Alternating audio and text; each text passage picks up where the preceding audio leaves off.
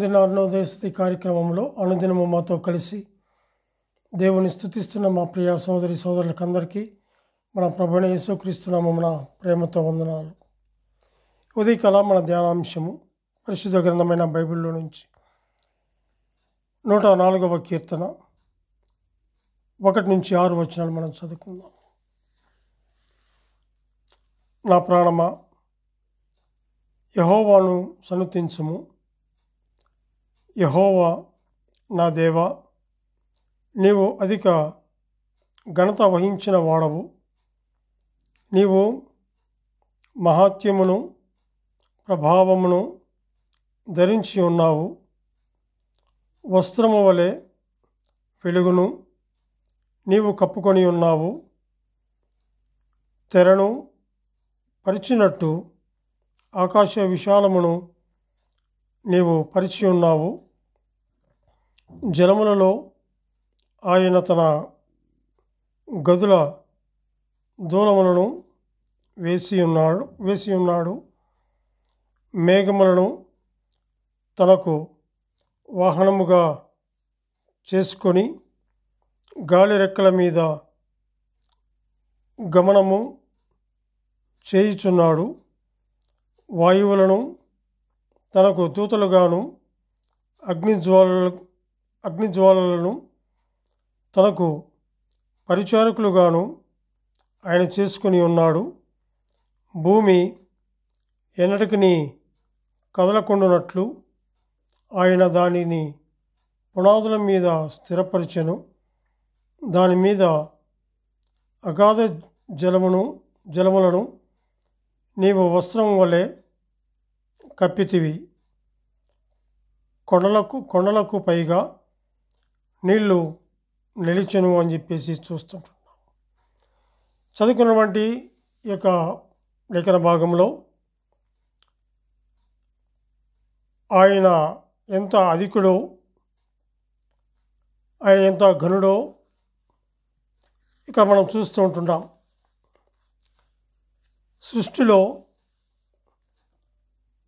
దేవుని ఘనత మహాత్య ప్రభావములు ఇక్కడ మనం చూస్తూ ఉంటున్నాం.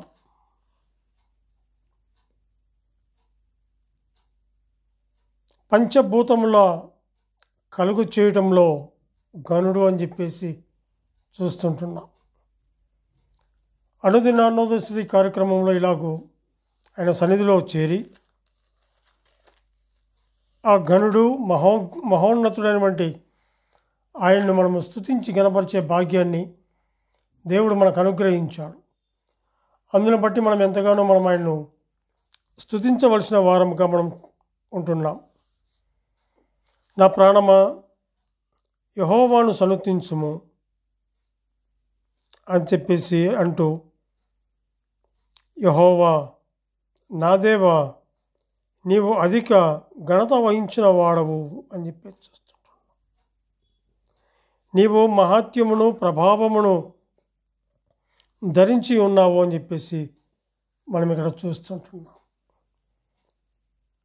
నా ప్రాణమా, యెహోవాను సన్నుతించుము. ఎందుకు అంటే ఆయన అధిక ఘనత వహించిన వాడు కాబట్టి ఆయన మనము స్తుతించాలి.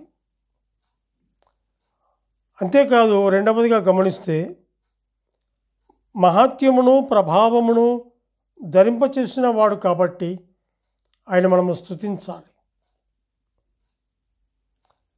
అక్కడే మూడవదిగా గమనిస్తే వస్త్రము వలె వెలుగును కప్పుకొన్న వాడు ఆకాశ విశాలములను తెరవలే పరిచిన వాడు కాబట్టి ఆయన మనము స్తుతించవలసిన వారముగా మనం ఉంటున్నాం.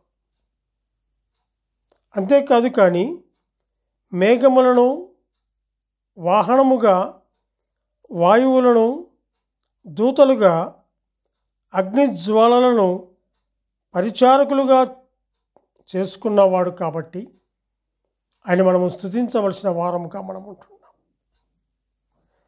అంతేకాదు, కానీ భూమిని స్థిరపరిచి దాని మీద అగాధ జలములను కప్పినవాడు కాబట్టి ఆయన మనము స్తుతించవలసిన వారముగా ఉంటున్నాం. ఆయన ఎంత అధికుడో, ఎంత మహోన్నతుడో, ఎంత మహాత్మ్యము కలిగిన వాడో అది జ్ఞాపకం చేసుకుంటున్నాం. ఇక్కడ 104వ కీర్తనలో పంచభూతముల కలుగ చేసిన వాడు ఆయన, ఆకాశ మహాకాశములు కలుగ చేసిన వాడు ఆయన. కలుగును కాక అంటే వెలుగు కలిగింది, కలుగును కాక అంటే చీకటి కలిగింది. అట్టి మహాత్మ్యము కలిగిన వాడు ఆయన. మానవుడిగా వచ్చినప్పుడు ఆయన ఘనతను, మహాత్మ్యమును, ప్రభావమును ప్రక్కన పెట్టి వచ్చాడు. దీనుడుగా, సాత్వికుడుగా ఆయన ఎంతో ఈ లోకములో ఆయన శరీరధారిగా ఉన్న దినాల్లో ఆ 33.5 సంవత్సర కాలంలో ఆయన ఎంతగానో తను తగ్గించుకున్నవాడుగా ఉంటున్నాడు. ఆయన ఘనతను, ఆయన మహాత్మ్యమును, ఆయన ప్రభావమును అన్నీ కూడా ప్రక్కన పెట్టి ఆయన దీనుడుగా లోకానికి వచ్చాడు.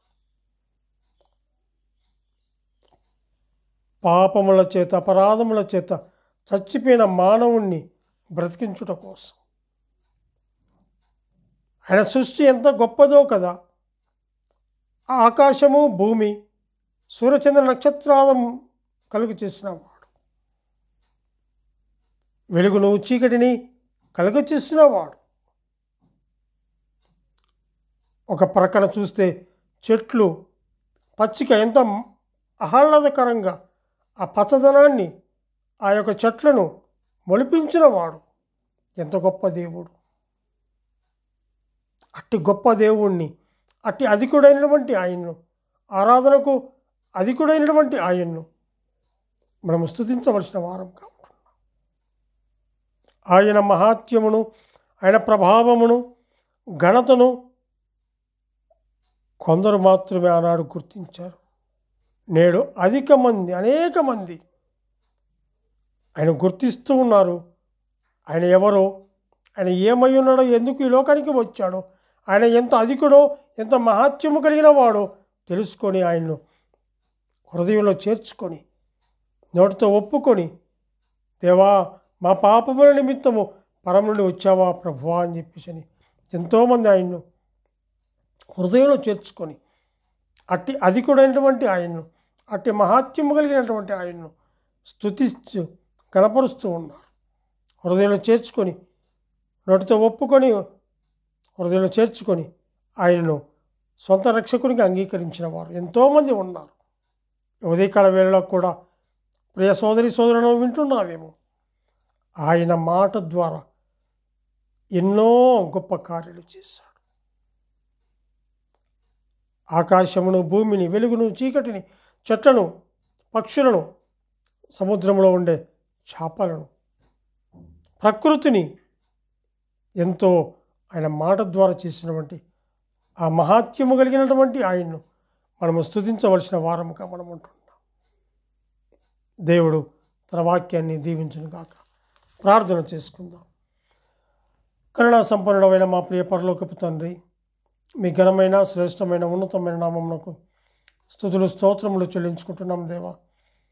అయా ఈ ఉదయకాల వేళలో మీ మహిమానిత్వాన్ని, మీ యొక్క ఔన్నత్యాన్ని ప్రభా, మీరెంత అధికులో, మీరెంత మహాత్మ్యము కలిగిన వారు ప్రభా జ్ఞాపకం చేసుకునే కృపను మీరు మాకు దయచేసినందుకు ఈ స్తుతులు, స్తోత్రములు చెల్లించుకుంటూ మా రక్షకుడైన యేసుక్రీస్తు అమూల్యమైన నామమున స్తుతులు, స్తోత్రములు చెల్లించి ప్రార్థన చేయుచున్నాము తండ్రి. ఆమెన్.